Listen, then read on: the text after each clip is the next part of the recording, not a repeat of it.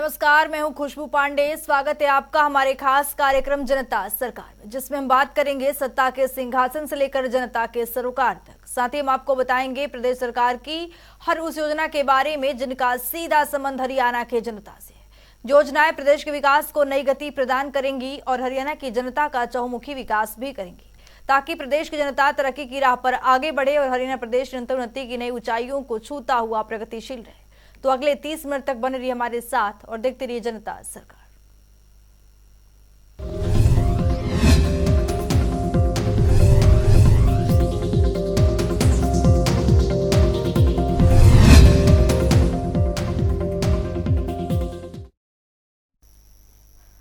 हरियाणा के मुख्यमंत्री मनोहर लाल ने अपने जनसंवाद कार्यक्रम के दूसरे दिन यमुनानगर जिले के गांव बकाना पहुंचे, जहां उन्होंने कई बड़ी घोषणाएं की है। इस अवसर पर मुख्यमंत्री मनोहर लाल ने स्थानीय महिलाओं की सेल्फ हेल्प ग्रुप के उत्पादों का निरीक्षण भी किया है। खास रिपोर्ट के जरिए देखिए।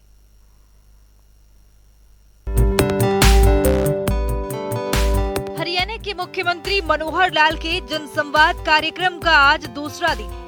कार्यक्रम के दूसरे दिन मुख्यमंत्री मनोहर लाल ने यमुनानगर जिला के रादौर विधानसभा के बकाना गांव पहुंचे, जहां उन्होंने स्थानीय महिलाओं की ओर से सेल्फ हेल्प ग्रुप के उत्पादों का भी निरीक्षण किया। इस अवसर पर मुख्यमंत्री मनोहर लाल ने खुला दरबार लगाकर आम लोगों की समस्याएं सुनी। साथ ही उन्होंने गाँव बकाना में जनसंवाद कार्यक्रम के जरिए दो मुख्य घोषणाएं भी की। उन्होंने कहा कि प्रदेश के लोगों को 15 अगस्त के अवसर पर एक मनोहर तोहफा दिया है। इस तोहफे के तहत आयुष्मान भारत योजना के लाभार्थियों की आय सीमा 1,80,000 रुपए से बढ़ाकर 3 लाख रुपए सालाना करने की घोषणा की गई। मुख्यमंत्री ने ये भी घोषणा की है कि भविष्य में प्रदेश की हर पंचायत का हिसाब किताब खंड विकास एवं पंचायत अधिकारी बीडीपीओ को रखना होगा। इसके साथ ही मुख्यमंत्री मनोहर लाल ने गांव बकाना में जनसंवाद कार्यक्रम में घोषणा करते हुए कहा कि 1 महीने के लिए आयुष्मान कार्ड बनाने के लिए पोर्टल खोला जाएगा। उन्होंने कहा कि इस योजना में 8 लाख नए परिवारों के शामिल होने का अनुमान है, जिसके लिए लाभार्थी परिवार को मात्र 1,500 रुपए का वार्षिक प्रीमियम देना होगा। मुख्यमंत्री ने बताया कि आयुष्मान भारत चिरायु हरियाणा योजना में 5 लाख रुपए तक का मुफ्त इलाज लेने वाले परिवारों की संख्या लगभग 38 लाख होगी, जिसमें से अब तक हरियाणा सरकार आयुष्मान भारत योजना के तहत 500 करोड़ रुपए खर्च कर चुकी है। कई मायनों में मुख्यमंत्री का जनसंवाद कार्यक्रम लोगों को खूब पसंद आ रहा है। मुख्यमंत्री अपने हाथों से लाभार्थियों का प्रमाण पत्र वितरित कर उनका मनोबल बढ़ाने का काम कर रहे हैं। मुख्यमंत्री ने बकाना गाँव के लोगों का बीपीएल राशन कार्ड का तोहफा दिया। साथ ही दिव्यांग जनों को ट्राईसाइकिल और कान की मशीनें भी वितरित की। इतना ही नहीं, मुख्यमंत्री मनोहर लाल ने जनसंवाद कार्यक्रम में दूसरी बड़ी घोषणा करते हुए बताया कि भविष्य में पंचायतों का हिसाब किताब खंड विकास एवं पंचायत अधिकारी को रखना होगा, जबकि इससे पहले ग्राम सचिव देखता था। मुख्यमंत्री ने कहा कि वर्तमान सरकार ने पंचायतों की कार्य प्रणाली को पारदर्शी बनाया है, इसीलिए ग्राम सचिव के साथ बीडीपीओ के पास पंचायत का लेखा जोखा होना जरूरी है। अहम पहलू ये है कि उनके पास खुद प्रदेश के 6,500 पंचायतों का लेखा जोखा हर समय रहता है। तो चलिए ग्राफिक्स पर नजर डालते हैं। मुख्यमंत्री मनोहर लाल ने बकाना गांव के लिए घोषणा की। बकाना गांव के लोगों को ग्राम सचिवालय लाइब्रेरी बनाने की घोषणा की। महात्मा गांधी बस्ती में ट्यूबवेल बिजली की तारों को ठीक करने की घोषणा की। बकाना से पलाखा तक 5 किलोमीटर सड़क का निर्माण होगा। मुख्यमंत्री ने सड़क के निर्माण के लिए 65 लाख रुपए खर्च करने की घोषणा की। रादौर विधानसभा क्षेत्र की 25 करोड़ रुपए की लागत से सड़कों का निर्माण होगा।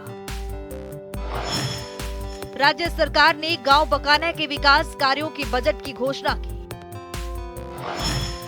मुख्यमंत्री ने विकास कार्यों के बजट के लिए हर साल 60 लाख रुपए देने की घोषणा की। वहीं मुख्यमंत्री मनोहर लाल ने जनसंवाद के दौरान कई बड़ी घोषणाएं की है। साथ ही उन्होंने कई समस्याओं का मौके पर ही समाधान किया। इस अवसर पर सांसद नायब सैनी, पूर्व मंत्री करणदेव कंबोज सहित कई वरिष्ठ अधिकारी उपस्थित रहे।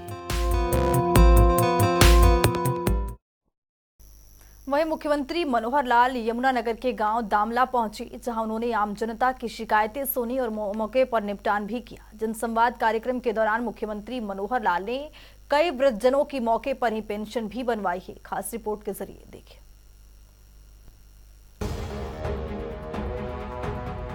मुख्यमंत्री मनोहर लाल यमुनानगर जिला के गांव दामला में जनसंवाद कार्यक्रम किया, जहां उन्होंने कहा कि पिछले 8.5 साल में राज्य सरकार ने अनेक विकास कार्य करवाए हैं। वर्तमान सरकार के कार्यकाल में पूर्व की सरकारों से दुगना काम हुआ है और वो भी कम लागत पर काम किया गया है। मुख्यमंत्री मनोहर लाल ने इस अवसर पर कहा कि पूर्व की सरकारों में विकास कार्यों में भ्रष्टाचार चरम सीमा पर, लेकिन हमारी सरकार ने इस पर अंकुश लगाया और अब कम लागत में अच्छी गुणवत्ता का काम होता है। मुख्यमंत्री ने बताया कि हमारी सरकार ने डीबीटी के जरिए पैसा सीधा लाभार्थियों के खाते में भेजना शुरू किया और प्रदेश में अकेले किसानों के खाते में डीबीटी के जरिए 50,000 करोड़ रुपए से ज्यादा की राशि भेजी जा चुकी है। मुख्यमंत्री ने ये भी कहा कि हरियाणा पहला ऐसा राज्य है जहां पर परिवार पहचान पत्र को शुरू किया गया है। अन्य राज्यों ने इसका अनुसरण करना शुरू कर दिया है। परिवार पहचान पत्र के जरिए लोगों को घर बैठे सरकार की ओर से क्रियान्वित योजनाओं का लाभ सुगमता से मिल रहा है। इतना ही नहीं, मुख्यमंत्री मनोहर लाल ने कहा कि हरियाणा की 2 करोड़ 80 लाख जनता मेरा परिवार है। इनके सुख दुख की चिंता करना मेरा दायित्व है। गरीब का अधिकार गरीब को ही मिलेगा, इसके तमाम प्रयास किए जा रहे हैं। आयुष्मान भारत योजना के माध्यम से जरूरतमंद लोगों का इलाज किया जा रहा है। गांव दामला में 3,175 लोगों के बने आयुष्मान कार्ड, जिनमें से 261 लोगों ने इसका लाभ उठाया। 51 लाख रुपए की राशि इलाज पर खर्च हुई। गांव दामला में पहले 224 राशन कार्ड थे, जिनकी संख्या अब बढ़कर 1,385 हो गई। 460 नए राशन कार्ड बनाए गए। कार्यक्रम के दौरान मुख्यमंत्री ने ये भी कहा कि 60 वर्ष की आयु पूरे होते ही संबंधित व्यक्ति की पेंशन शुरू हो जाती है। मुख्यमंत्री ने पूछा कि किसी व्यक्ति की पेंशन नहीं बनी है तो बताएं। इस दौरान जब कुछ लोगों ने पेंशन न बनाने की बात कही तो मुख्यमंत्री ने उन्हें 1 घंटे में पेंशन बनने की बात कही, बशर्ते वो सभी मापदंड पूरे करते हों। उन्होंने इस दौरान 4 व्यक्तियों को मौके पर ही पेंशन संबंधी प्रमाण पत्र सौंप दिए। उन्होंने ये भी बताया कि इस गांव में 780 लोगों को पेंशन मिल रही है। इनमें 28 नई पेंशन बनी है। मुख्यमंत्री ने ग्रामीणों के अधिकार वाजिब मांगों को पूरा करने का आश्वासन दिया। उन्होंने ये भी बताया कि जनसंवाद कार्यक्रम में जो भी शिकायत प्राप्त होती है उसे जनसंवाद पोर्टल पर अपलोड किया जाता है। शिकायतकर्ता को इसके लिए बाकायदा एक मैसेज भी भेजा जाता है। उसका कार्य संबंधी विभाग को स्थानांतरित किया गया है। मुख्यमंत्री ने बताया कि अब तक पोर्टल पर 16,000 शिकायतें प्राप्त हुई हैं, जिनमें से 3,000 शिकायतों का निवारण हो चुका है। अन्य पर काम तेजी से किया जा रहा है। इससे पहले मुख्यमंत्री ने प्रांगण में लगाए गए स्वयं सहायता समूह के स्टॉलों का अवलोकन किया। 30 लाख रुपए की लागत से गांव दामला में बनाए गए ग्राम सचिवालय का भी उद्घाटन किया। इस मौके पर मुख्यमंत्री ने रेड क्रॉस सोसाइटी की ओर से 3 लाभार्थियों को व्हील चेयर भी वितरित की। इस मौके पर मुख्यमंत्री ने 5 व्यक्तियों को मुख्य मंच पर बुलाकर जन्म दिवस की बधाई देते हुए शुभ संदेश पुस्तक और अन्य उपहार देकर उनको सम्मानित भी किया। जनता टीवी के लिए यमुनानगर से कुलदीप सैनी की रिपोर्ट। जनसंवाद कार्यक्रम के दौरान मुख्यमंत्री मनोहर लाल यमुनानगर के गांव अलाहर पहुंचे, जहां उन्होंने आमजन की शिकायतें सुनी। इस अवसर पर मुख्यमंत्री मनोहर लाल ने कहा कि गांव अलाहर के विकास पर सरकार की तरफ से करीब 7 करोड़ रुपए की राशि को बजट खर्च किया जा चुका है, जिससे जल्द ही अमली जामा यहां पर पहनाया जाएगा। रिपोर्ट के जरिए देखिए। पारदर्शिता के साथ काम कर रहे मुख्यमंत्री मनोहर लाल के कुशल मार्गदर्शन में प्रदेश का कोना कोना विकास की राह पर अग्रसर हो रहा है। अपने जनसंवाद कार्यक्रम के तहत मुख्यमंत्री आमजन की समस्याओं के समाधान में जुटे हुए। इसी कड़ी में मुख्यमंत्री यमुनानगर के गांव अलाहर की राजकीय स्कूल में जनसंवाद कार्यक्रम करने पहुंचे थे, जहां उन्होंने लोगों की समस्याएं सुनी और मौके पर समस्याओं का समाधान भी किया। इससे पहले कि मुख्यमंत्री मनोहर लाल ने गांव अलाहर में 30 लाख रुपए की लागत से निर्मित ग्राम सचिवालय का उद्घाटन किया। और रेड क्रॉस की ओर से लाभार्थियों को ट्राई साइकिल और कान की मशीनें भी वितरित की। इस दौरान मुख्यमंत्री ने सेल्फ हेल्प ग्रुप की महिलाओं से उनके उत्पादों के बारे में सीधा संवाद किया। मुख्यमंत्री मनोहर लाल ने बताया कि कोलकाता से यमुनानगर तक फ्रेट कॉरिडोर बनाने का कार्य केंद्र सरकार की तरफ से जल्द पूरा कर लिया जाएगा। इस कॉरिडोर के पूरा होने पर यमुनानगर सीधा कोलकाता के साथ व्यापारिक दृष्टि से जुड़ा जाएगा। इस कॉरिडोर से यमुनानगर के व्यापारियों के साथ साथ पूरे प्रदेश को लाभ मिलेगा। मुख्यमंत्री मनोहर लाल ने ग्रामीणों से बातचीत करते हुए बताया कि सरकार की योजना है कि करनाल से यमुनानगर तक नई रेलवे लाइन बिछाई जाएगी। इस योजना को रेल मंत्रालय के माध्यम से जल्द अमली जामा पहनाया जाएगा। इस नई रेल लाइन की योजना से गांव अलाहर के लोगों को फायदा होगा। इतना ही नहीं, मुख्यमंत्री मनोहर लाल ने बताया कि गांव अलाहर के विकास पर सरकार की तरफ से करीब 7 करोड़ रुपए की राशि का बजट खर्च किया जाएगा और सरकार गांव की आबादी के हिसाब से पंचायती राज विभाग को विकास कार्यों के लिए 80 लाख रुपए हर साल भेजेगी। मुख्यमंत्री ने ग्रामीणों की सभी मांगों को पूरा करने का आश्वासन भी दिया। मुख्यमंत्री ने कहा कि यमुना नहर के रास्ते को पक्का किया जाएगा। पिछड़ा वर्ग चौपाल और करतारपुर तक की सड़क का मरम्मत कार्य भी जल्द करवाया जाएगा। इतना ही नहीं, मुख्यमंत्री ने बताया कि आयुष्मान भारत योजना से इस गांव के 121 लोगों को लगभग 20 लाख रुपए का फायदा मिला है। इनमें दलीप को हृदय रोग का इलाज करवाने के लिए 2,71,000 रुपए की राशि का फायदा हुआ है। मुख्यमंत्री ने कहा कि प्रदेश सरकार ने अपने कार्यकाल में बिना पर्ची और खर्ची के 1,10,000 सरकारी नौकरियां दी है और गांव अलाहर के भी 25 युवाओं को बिना पर्ची और बिना खर्ची के सरकारी नौकरियां दी गई है। मुख्यमंत्री मनोहर लाल हर शनिवार को सीएम की विशेष चर्चा कार्यक्रम के तहत प्रदेश के लाभार्थियों से सीधा संवाद करते हैं। इसी कड़ी में मुख्यमंत्री मनोहर लाल ने आज सीएम की विशेष चर्चा कार्यक्रम के तहत प्रधानमंत्री आवास योजना के लाभार्थियों से सीधा संवाद किया है। देखिए। हरियाणा वो प्रदेश जिसकी गिनती देश के अग्रणी राज्यों में की जाती है। हरियाणा की वो छवि वर्तमान शासन में और भी ज्यादा मजबूत हुई है, क्योंकि हरियाणा के मुखिया मनोहर लाल प्रदेश के विकास के लिए कई महत्वपूर्ण योजनाओं पर काम कर रहे हैं। इसी कड़ी में आज मुख्यमंत्री मनोहर लाल ने प्रधानमंत्री आवास योजना के लाभार्थियों से सीधा संवाद किया। इस दौरान मुख्यमंत्री मनोहर लाल ने कहा कि नया घर आपके बेहतर भविष्य का आधार है। यहाँ से अपने नए जीवन की शुरुआत कर अपने परिवार को नई ऊंचाइयों पर लेकर जाएं, ऐसी मेरी आशा है। मुझे याद है प्रधानमंत्री नरेंद्र मोदी जी ने 2015 में प्रधानमंत्री आवास योजना शहरी, प्रधानमंत्री आवास योजना ग्रामीण, ये 2 योजनाएं शुरू की और उसके अंतर्गत लोगों का जो सपना होता था उसको पूरा करने के लिए और एक न केवल सपना बल्कि संकल्प लेकर के हम आगे बढ़े हैं, ताकि ऐसे परिवार जिनके सिर पर घर छत नहीं है उसको एक छत दी जाए। उस योजना के अंतर्गत जैसा हम जानते हैं कि जो शहरी मकान है उसमें 2.5 लाख रुपए की सहायता ये दी जाती है। जिसका अपना प्लॉट होता है उसको ये सहायता मिलती है। 1.5 लाख रुपया केंद्र सरकार का होता है, 1 लाख रुपया प्रदेश सरकार उसमें देती है। 3 किस्तों में जब प्लिंथ तक उसकी जो नींव भरी जाती है उस समय 1 किस्त मिलती है और इसी प्रकार से दूसरी किस्त जब छत तक मकान पहुंच जाता है तो दूसरी किस्त मिलती है। छत डलने के बाद ये तीसरी किस्त मिलती है।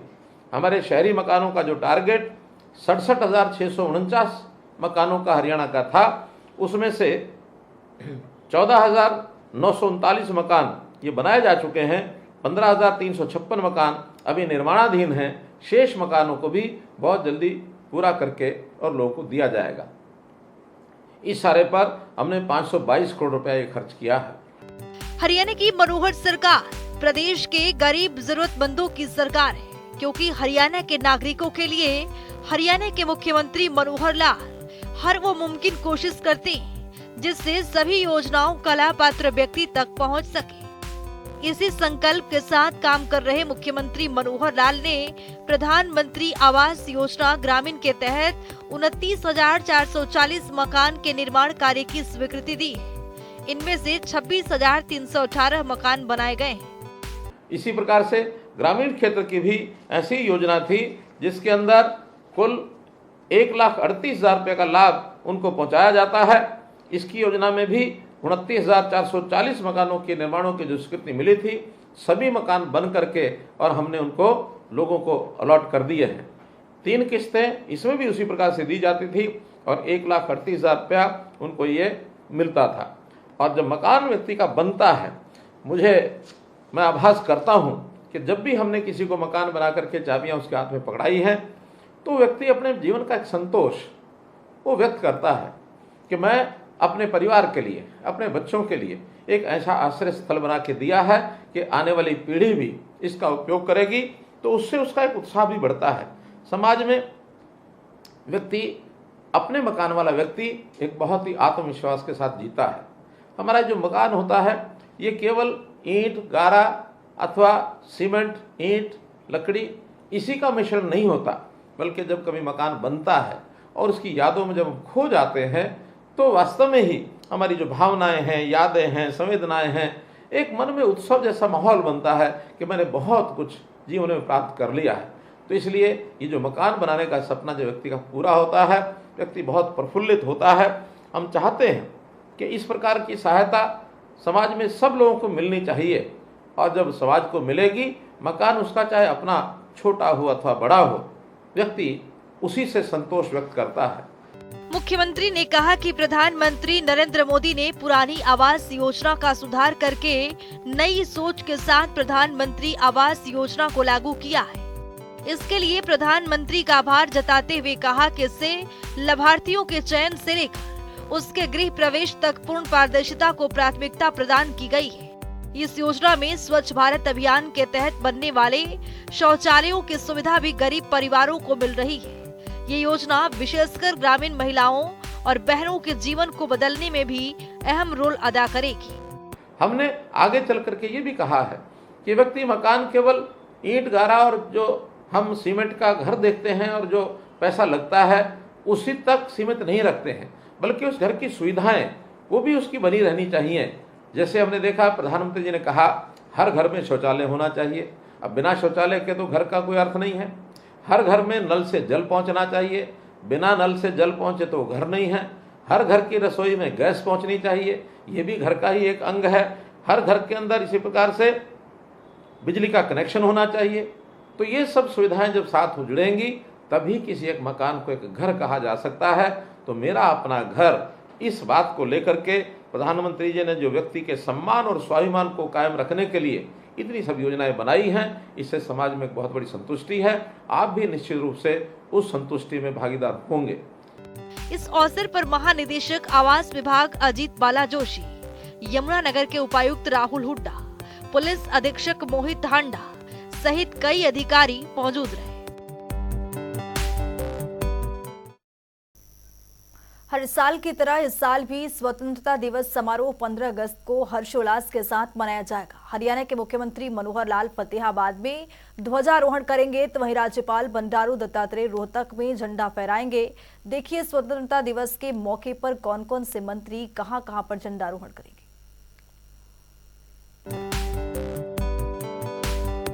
आजादी के अमृत महोत्सव के दौरान हरियाणा प्रदेश में स्वतंत्रता दिवस समारोह 15 अगस्त को हर साल की भांति हर्षोल्लास, जोश और उत्साह के साथ आयोजित किया जाएगा। स्वतंत्रता दिवस के मौके पर हरियाणा के मुख्यमंत्री मनोहर लाल फतेहाबाद में ध्वजारोहण करेंगे, तो वहीं राज्यपाल बंडारू दत्तात्रेय रोहतक में झंडा फहराएंगे। तो चलिए ग्राफिक्स के जरिए समझते हैं कि कौन कौन से मुख्यमंत्री कहां-कहां झंडारोहण करेंगे। राज्यपाल बंडारू दत्तात्रेय रोहतक में ध्वजारोहण करेंगे। मुख्यमंत्री मनोहर लाल फतेहाबाद में ध्वजारोहण करेंगे। विधानसभा अध्यक्ष ज्ञानचंद गुप्ता पंचकुला में झंडा फहराएंगे। गृह मंत्री अनिल विज थानेसर में ध्वजारोहण करेंगे। शिक्षा मंत्री कंवरपाल गुर्जर करनाल में झंडा फहराएंगे। परिवहन मंत्री मूलचंद शर्मा नूह में ध्वजारोहण करेंगे। ऊर्जा मंत्री रणजीत सिंह चौटाला भिवानी में ध्वजारोहण करेंगे। कृषि मंत्री जयप्रकाश दलाल सोनीपत में ध्वजारोहण करेंगे। सहकारिता मंत्री डॉक्टर बनवारी लाल अंबाला सिटी में झंडा फहराएंगे। निकाय मंत्री डॉक्टर कमल गुप्ता कैथल में ध्वजारोहण करेंगे। जिंद में विकास एवं पंचायत मंत्री देवेंद्र सिंह बबली ध्वजारोहण करेंगे। विधानसभा अध्यक्ष रणवीर गंगवा पानीपत में झंडा फहराएंगे। राज्य मंत्री ओम प्रकाश यादव झज्जर में ध्वजारोहण करेंगे। महिला एवं बाल विकास राज्य मंत्री कमलेश ढांडा गुरुग्राम में ध्वजारोहण करेंगे।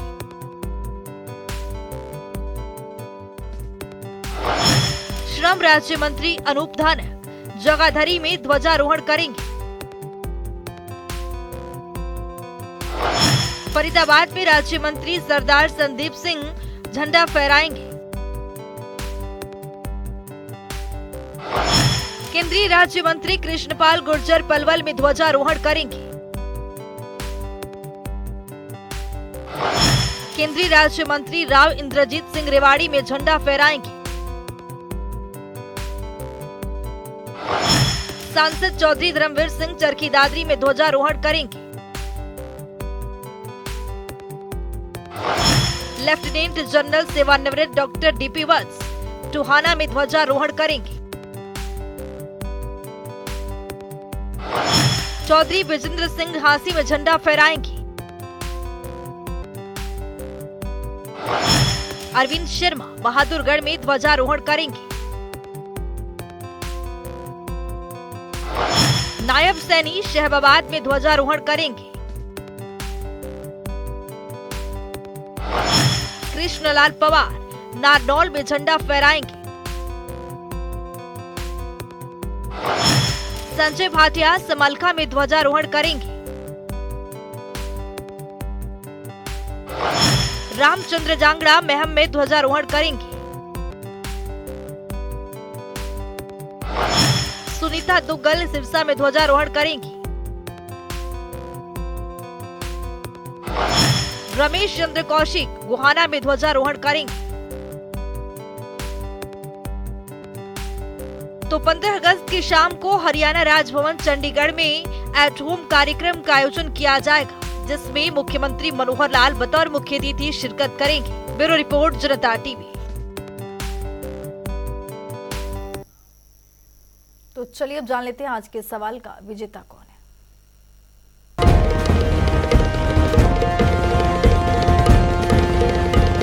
तो बात अब आज के विजेता की। जैसा कि आप जानते हैं, हर रोज एक नया सवाल पूछते हैं। सही जवाब देने वाले के नाम और तस्वीर अपने टेलीविजन स्क्रीन पर दिखाते हैं, साथ ही उसको उपहार भी देते हैं।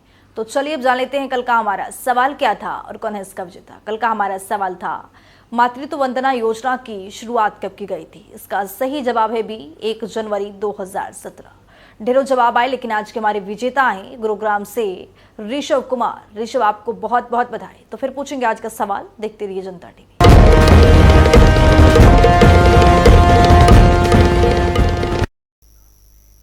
तो चलिए अब जान लेते हैं आज के सवाल में क्या कुछ।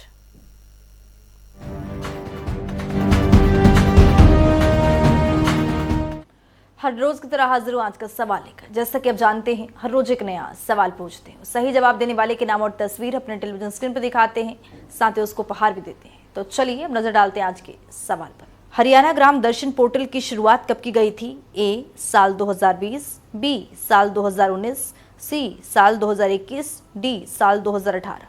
तो दीजिए सही जवाब और बनिए विजेता।